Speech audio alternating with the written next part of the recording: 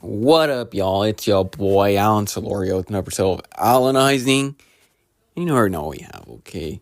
We're going back to back weeks, man, in these NFL playoffs. We're going to start off in the divisional reaction, and then we're going to get into my predictions for the conference championships. Okay, but let's start off in the AFC, where the Kansas City Chiefs beat the Texans 23-14. Unfortunately. Not hiding my bias on that, bro.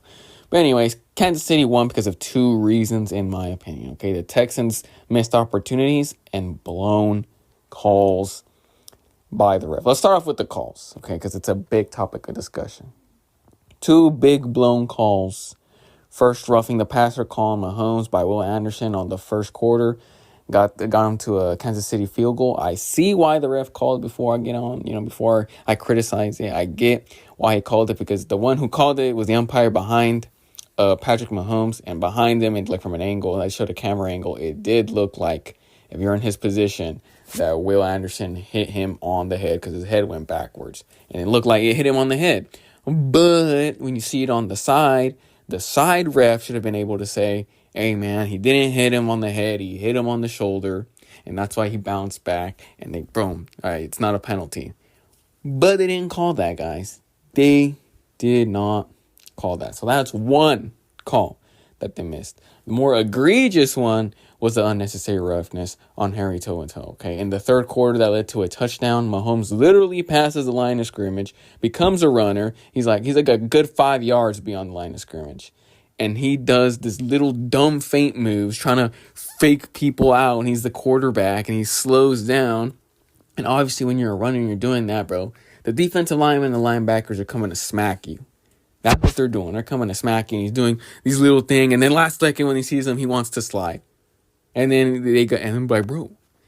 And then they get the flag. Are you kidding, bro? Bro, that's not how we're supposed to do it here, man. Not how we're supposed to get. They barely, I forgot the other defensive lineman, but him and Toto scraped the guy. They barely scraped him. They bumped heads. The two defenders bumped heads before they even hit Patrick Mahomes, and it's unnecessary roughness. Bro, I remember I said on my Instagram, follow me at Alan Isaac. I said I usually ain't complain. I don't complain about calls, because the calls, they're just, bad calls are gonna happen every sport, every game. That's just how it is. But this one, they were just so bad today that you have to call them out. You have to call them out because they kept Kansas City alive and they gave them the momentum. And this happens repeatedly in the Kansas City Chiefs' favor. Nah, bro. And then just no, bro. These calls are bad and they got to fix it. Now. Got to fix it. And obviously the missed opportunities that the Texans have. Fairbairn, he missed 2 field goals and he missed an extra point. Bro, against the Chiefs, you got to kill this team, okay? And you kill them and then you shoot them 3 more times to make sure that they are dead. It's okay. You might say that their head is blown off. Well, you got to cut the Kansas City Chiefs' head. And then that's how you make sure that they're dead, bro. Especially in Arrowhead, which is now J. Hale Field. Okay? Especially at their home. You got to make sure they're dead. And the Texans never did that, bro. They kept it close the whole way. And they made the errors, like I'm saying, so the Kansas City Chiefs won. Mahomes, he finished 16-25, 177 passing yards, 1 touchdown, 0 interceptions, 66.3 QBR, 98.2 passer rating. It was an okay performance statistically, and the running game as a whole for the Chiefs finished for 50 yards, 1 touchdown. But Travis Kelce showed out. He had 7 catches, 117 yards, 1 touchdown. He just finds these zones and spaces on the defense, man, that it looks like no one's even trying to cover him. He's number 1 in receptions in the playoffs. I think he has 165. He's top 2 now in touchdowns. Bro, for me, him and Gronk are the top 2 tight ends in the history of the NFL. But I think if Kelce gets another Super Bowl, he will be the main guy, because then that will be his 4th Super Bowl, and Gronk has 3. So, he would beat him on that, and he would beat him statistically. So, if he gets another Super Bowl, and he would have the 3-peat. So, if he gets 3-peat, 4 Super Bowls, I think Kelce is the GOAT tight end. The Texans defense, they had 3 sacks. 8 QB hits. They really contained them, the Chiefs offense in the first half, but they started to get disillusioned after those calls and those missed scoring opportunities. The defensive front of Will Anderson, Autry, Danielle Hunter put that O-line in check. So they did the best that they could. For the offense of the Texans, CJ finished 19-28, 245 yards, 0 touchdowns, 0 interception, 65.7 QBR, 95.1 passer rating. He played well enough. He just got pressured a lot and he pressured and hit a lot. And he forced some things and he hung on the ball sometimes. So all of it was on him. I want to credit the Kansas City defense, though, like I said. Like I was saying in the preview, them boys are good. 8 sacks, 3 by George Karlaftis, 14 QB hits, 8 sacks and 14 QB hits. They were terrorizing that O-line, and Stroud, McDuffie, Trent, the cornerback, he was a really standout. He had 3 passes defended in this game. He's been one of the best corners in the league, and he proved it again. Joe Mixon had 18 carries, 88 yards, 1 touchdown. And Nico Collins and Dalton Schultz combined for 9 catches, 144 yards. Overall, bro, I think it's just the Texans offense outgained them in total yards, had more first downs, ran more plays, and they still lost because the Chiefs do what the Chiefs do, bro. They can't keep getting away with this, bro. Like, some gotta give. And some gotta give, bro. Some gotta give. They just can't keep getting away with this.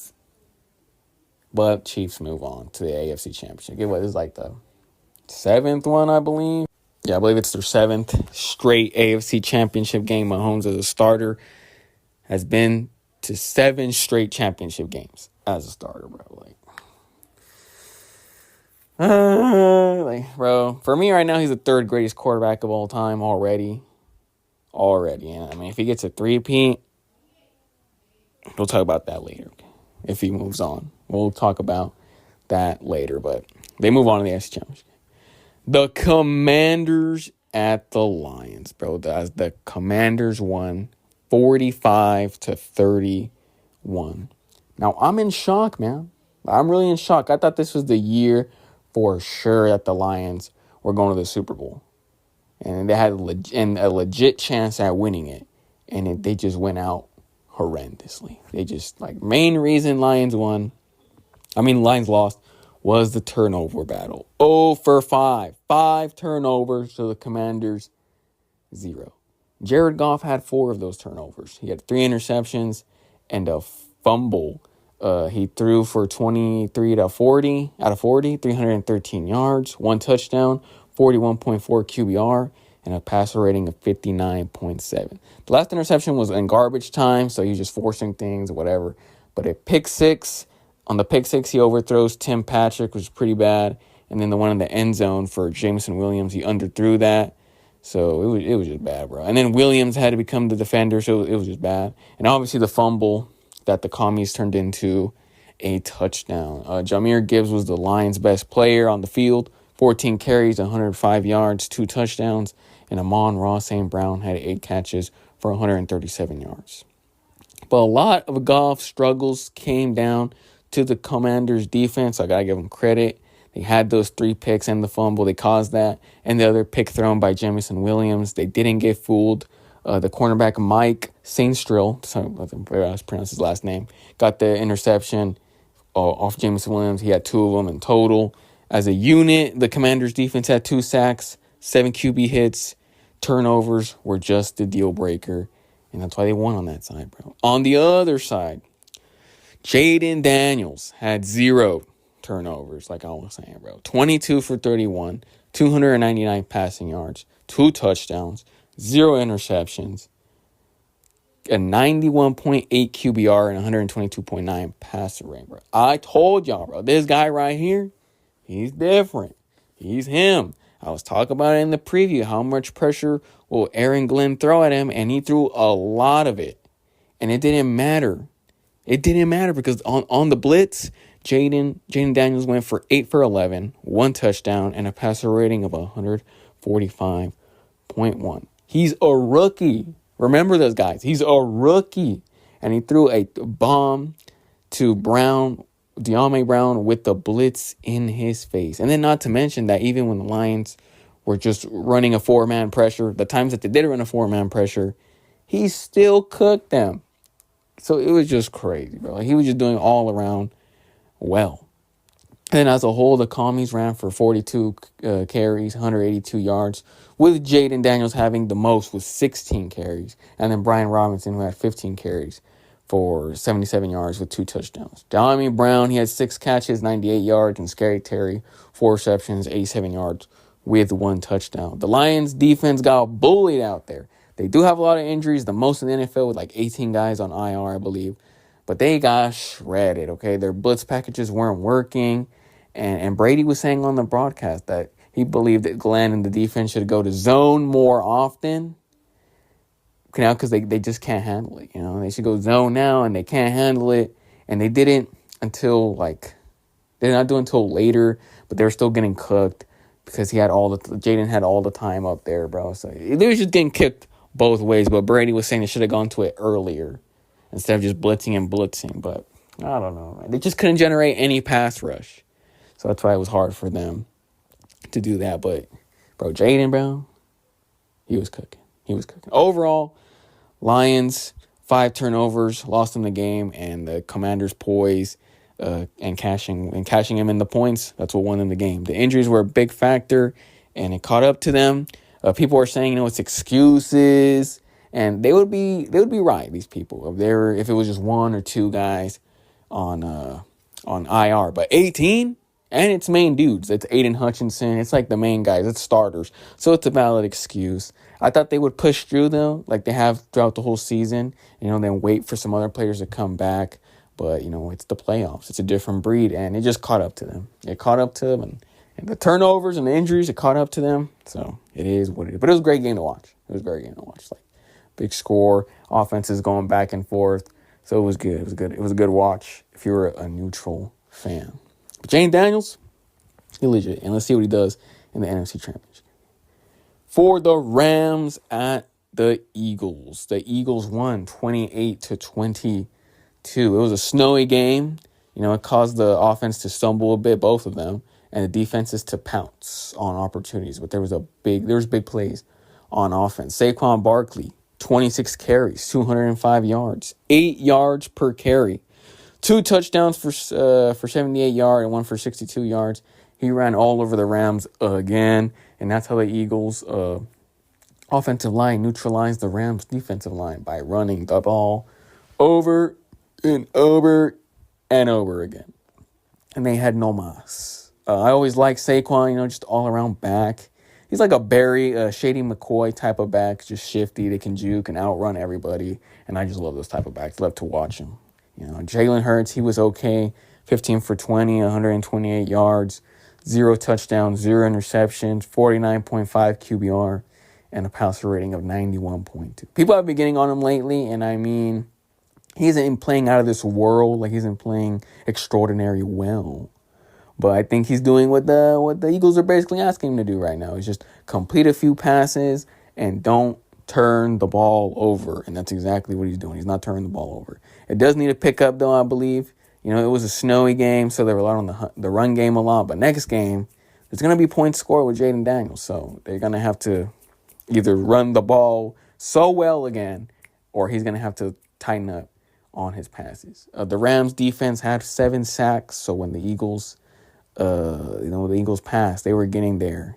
When they were passing the ball, when Jaden Hurts was passing the ball, the Rams D was getting there. Jared Verse especially, he talked a lot of shit about the Eagles fans in the beginning, which was hilarious. He's not wrong. Like, bro, the Eagles fans kind of annoying, bro. I'm sorry, guys, but you guys are kind of annoying. And he backed it up, though. He backed it up. 2 sacks, 3 tackles for loss, 2 QB hits. He was causing havoc. So shout out to him. Shout out for backing up his trash talk. Stafford was 26 for 44, 324 yards, 2 touchdowns, 0 interceptions, 47.8 QBR, a passer rating of 97.2. He had a fumble, so it was an okay performance. I think they went no huddle offense pretty late. That's how they scored that Parkinson touchdown. It was just late. Kyron Williams had 19 carries, 106 yards, 1 fumble. Puka, 6 catches, 97 yards.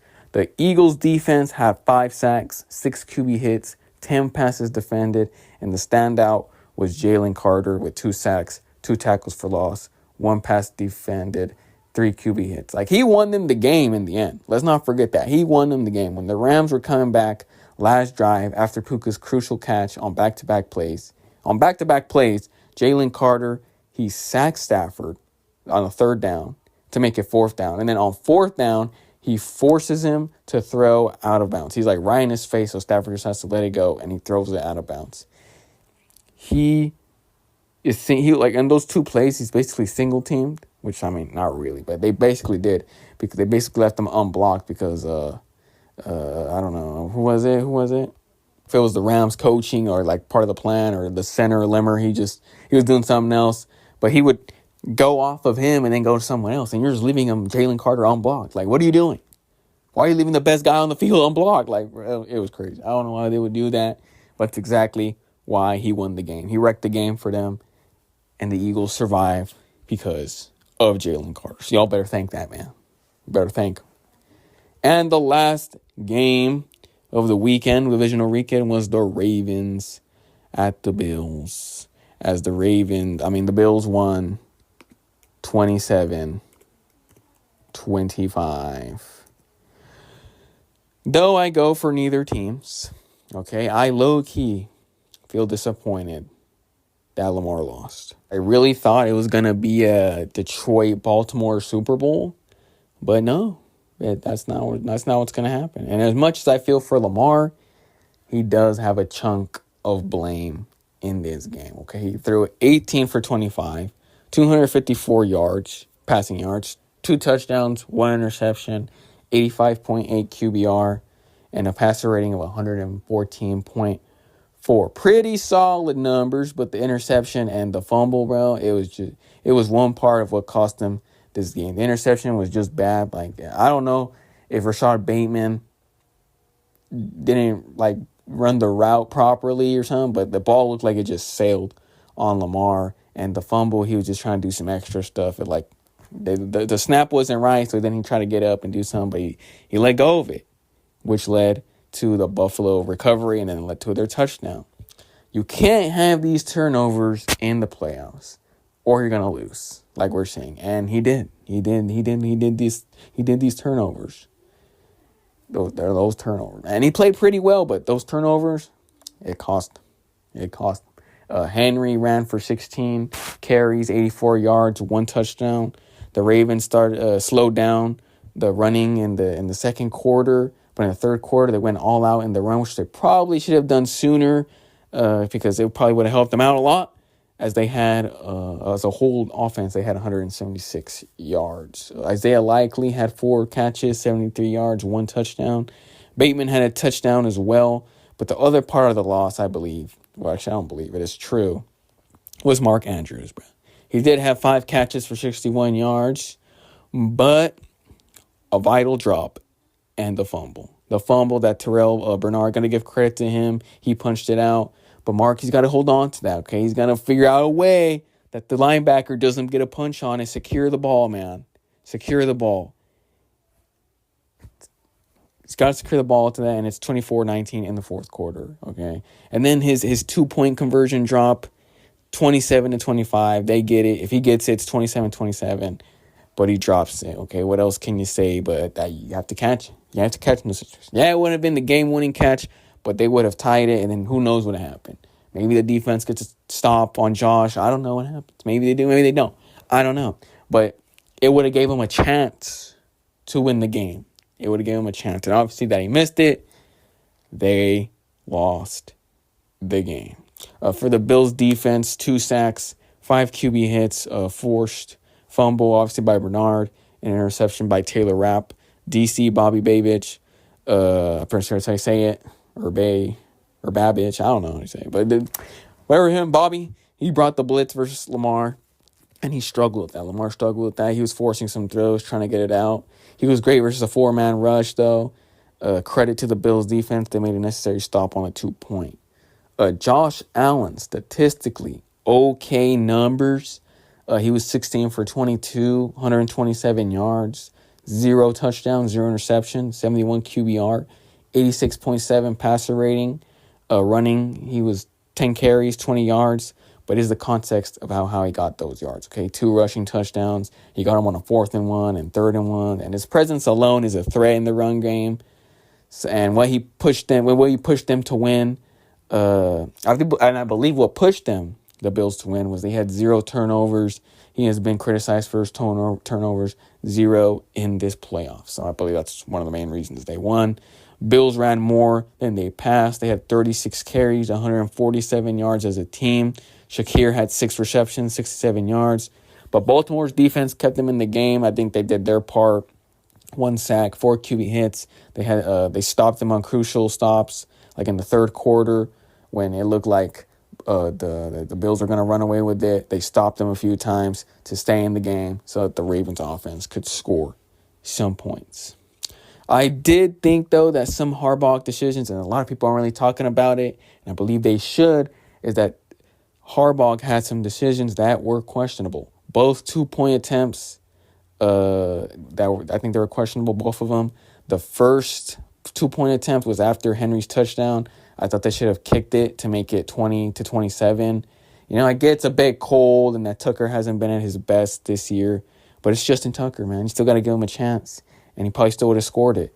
And it was still the 3rd quarter, plenty of time. They don't have to get into it right away. They still have time to play the game.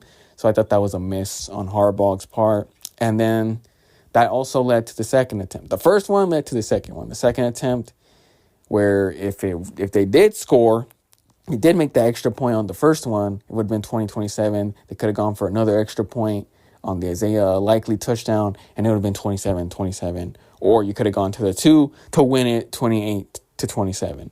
But even, okay, scratch that, right? So the first one is to get it. On the second attempt, I still would have ran the ball with Henry, okay? Even if what I said doesn't happen, okay, the extra point or whatever, why would you give it to Mark Andrews, bro? Like, you should have probably just ran it with Henry. He was unstoppable at this point in the game, but they didn't. So I think it was just 2 misses by Harbaugh that should be questioned, and he should be getting criticized for that. So I'm criticizing John Harbaugh for that.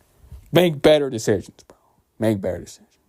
Overall, though, I know the Ravens, especially Lamar, he's devastated. And Lamar and Mark Andrews, they're devastated right now. They're beating themselves up. It is both of their faults. I see people on social media saying, "Oh, it's Lamar's. They're gonna put it all on Lamar when it's Mark Andrews' fault." A lot of people saying it's Lamar's fault, and they're gonna try to blame Mark Andrews. Like, bro, it's both their fault. Like, when can we just agree? Well, I don't know why no one's coming up with this. Like, it's both of their faults. Both of them are the reasons that what happened to them is the reason that they lost. They both had miscues. They both had their errors, and that's why they lost. 2 things can be true, okay? Lamar's fault, Mark Andrews' fault. Both of their faults. I feel bad for Lamar, though. I really thought he had a legit chance this year. He's going to get more criticism than ever. He's 3-5. He's 3-5 in the playoffs. He has 10 touchdowns, 7 interceptions. He has 11 total touchdowns with 11 turnovers in the postseason, okay? He's most likely going to win the MVP, having his best season as a pro while having Henry, and they having all this, and they didn't even make the conference championship. Like, that's disappointing, and he deserves the criticism, bro. Like, you couldn't make it all the way to the conference championship.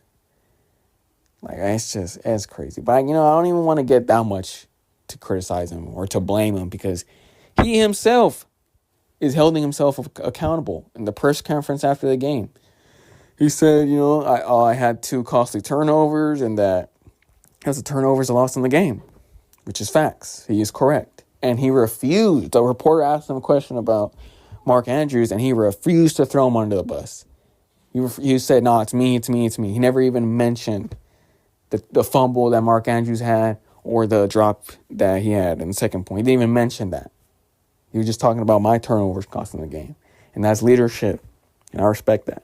I respect that from Lamar. So I can't even beat him up that much, bro. I feel bad for him. But he just didn't get it done. And maybe next year he still has chances to get it done. But, time is ticking. It's ticking. So let's see what happens in these later years. The conference championships, right? Let's get into the previews. As number 5, Wash, goes against number 2 seeded Philly at Philly. The Philadelphia Eagles are favored by 6 points. And if I were betting, I'd say bet for the Commies. Bet for the Commies to cover the spread. Not to win, but to cover the spread. But I think the Eagles are going to win 29-27. Division rivals, so, they face each other twice this season. Philly beat them in Week 11, and the Commanders beat them in Week 16. It's pretty even, but I think Philadelphia on paper is better, so I'm going to go with them. And it's going to be in Philadelphia, exactly where the Eagles beat the Commanders and exactly where the Philly fan base is. And, we know what it is. You know what the deal is. I think the Eagles, they got to show up.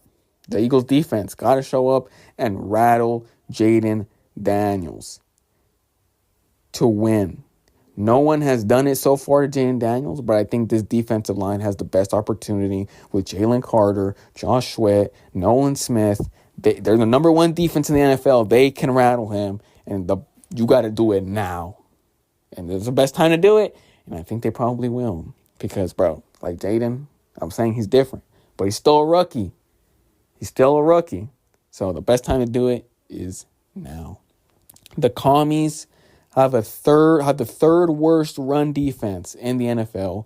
Eagles obviously got Saquon, and they got the best O-line with Mulata, Landon Dickerson, Cam Jurgens, Becton, Lane Johnson. So they got the best O-line. So that's a matchup that the Eagles have wrapped up unless a miracle happens. But other than that, that's one matchup they're going to win.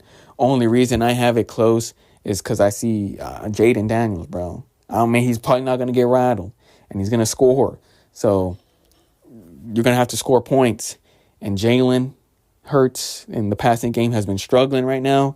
So we'll see how that matches up. But I got the Eagles winning 29-27. In the AFC Championship game, the 3-seeded Buffalo Bills go to Kansas City to face off the number 1 Chiefs. The Chiefs are favored by 2 points.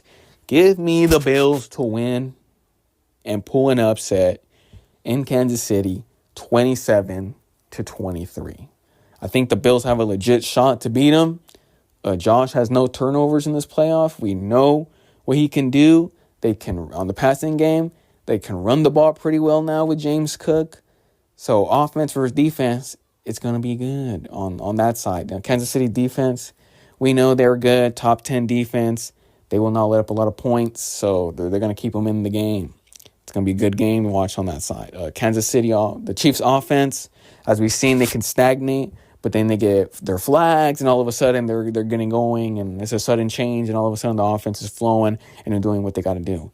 Obviously, they have Pat Mahomes, they got Kelsey, they got Coach Andy Reid. They're the back-to-back champions looking for the three-peat.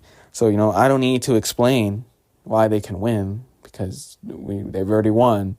But the Bills' defense, they can pull it off, okay? They can stop the run. They got Rasul Douglas, okay? They got Taron Johnson, Matt Milano's back. So they can stop this offense, and I hope they do. And I believe they will. 27-23, give me the Bills. Come on, Bills. I need y'all, man. America needs you. America needs you, Bills. Come on, Bills. Got the Bills. See y'all next week for the review and the Super Bowl preview, y'all. See y'all.